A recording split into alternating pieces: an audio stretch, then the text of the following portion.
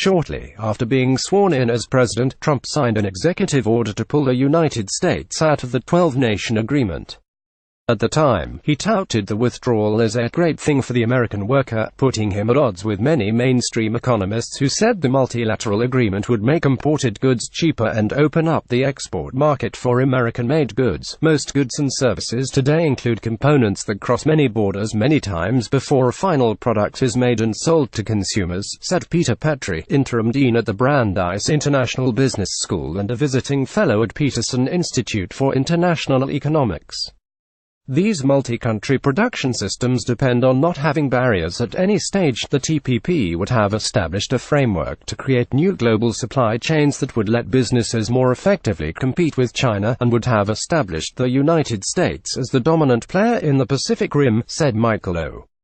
Moore, a professor of economics and international affairs at George Washington University. If we're not part of an agreement with the countries in that area, over time, they're likely to look to China as the major player and they're more likely to do things the way China wants to do things, he said.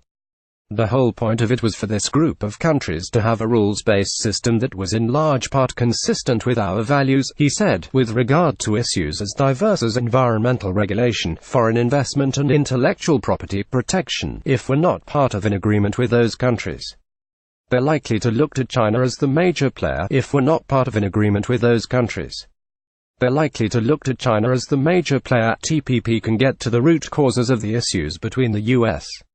and China on trade, said Mireya Solis, a senior fellow and co-director of the Center for East Asia Policy Studies at the Brookings Institution. What the TPP stands for is a rules-based approach and a belief that multilateralism is best, she said. This administration has focused on the trade imbalances and is missing the root causes. Now, fears of a trade war have American manufacturing and agricultural business second-guessing the U.S.'s ability to unilaterally influence China.